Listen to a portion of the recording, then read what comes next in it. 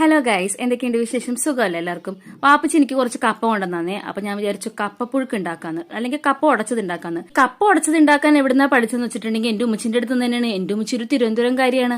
അപ്പോൾ അവിടെ നിന്ന് വെച്ചിട്ടുണ്ടെങ്കിൽ ഇത് അവിടെ സ്പെഷ്യലാണ്. നേരത്തെ നമ്മൾ കണ്ടതുപോലെ തന്നെ കപ്പ നന്നായിട്ട് കഴുകി മഞ്ഞപ്പൊടിയും ഉപ്പും ഇട്ട് തിളപ്പിക്കാൻ വെക്കുക. ഉള്ളി, പച്ചമുളക്, തേങ്ങ, നല്ല ജീരകം ഇതെല്ലാം കൂടി ഇട്ടിട്ട് ക്രഷ് ചെയ്തെടുക്കുക. ഇടയ്ക്കൊക്കെ ഒന്ന് നോക്കണേ കപ്പ വെന്തോന്ന്, അല്ലെങ്കിൽ കപ്പ വെന്ത് ഉടഞ്ഞു പോകും. എന്നിട്ട് നമ്മൾ കപ്പ വെന്ത് കഴിയുമ്പോഴത്തേക്കും അത് ഊറ്റി വെക്കുക. പിന്നെ ഒരു കാര്യം വിട്ടുപോയിട്ടോ, തേങ്ങ അരക്കുന്നതിൽ ഞാൻ വെളുത്തുള്ളി കൂടി ചേർത്തിട്ടുണ്ടായിരുന്നു. അപ്പോൾ ഉടച്ച കപ്പയിലേക്ക് നമ്മൾ അരപ്പുകൾ ഇട്ട് കൊടുത്തതിന് ശേഷം നന്നായിട്ട് ഉടച്ചു കൊടുക്കുക. എന്റെയൊക്കെ നാട്ടില്, ഉമ്മച്ചിന്റെ നാട്ടിൽ എന്ന് വെച്ചിട്ടുണ്ടെങ്കിൽ ഒരു ഓലയുടെ മടലെടുത്തിട്ടൊക്കെ ആയിരിക്കും ഇങ്ങനെ ചെയ്യുന്നത്. ഒരുപാട് പേർക്ക് കപ്പ ഉണ്ടാക്കാനുണ്ടാവും. എന്നിട്ട് അതിലേക്ക് കുറച്ച് കറിവേപ്പിലയും ഒരു ഇത്തിരി പച്ചവെളിച്ചെണ്ണ ഒഴിച്ചു കൊടുക്കുക. ഈ ഇരിക്കുന്ന തവി എന്റെ ഇക്ക ഉണ്ടാക്കിയ ചിരട്ടത്തവിയാണ് കേട്ടോ. ചൂട് കപ്പയും ചാള പൊരിച്ചതും അയിലക്കണ്ണന്റെ തലയും കൂടി ഉണ്ടെങ്കിൽ അടിപൊളിയായിരിക്കും. അപ്പൊ വീഡിയോസ് ഒക്കെ ഇഷ്ടപ്പെട്ടിട്ടുണ്ടെങ്കിൽ എല്ലാവരും ലൈക്ക് ചെയ്യണം, ഷെയർ ചെയ്യണം, സബ്സ്ക്രൈബ് ചെയ്യണം. എന്നും കൂടി ചെയ്യണേ, എനിക്കെങ്കിലേ കൂടുതൽ സപ്പോർട്ട് ഉണ്ടാവുള്ളൂ. താങ്ക്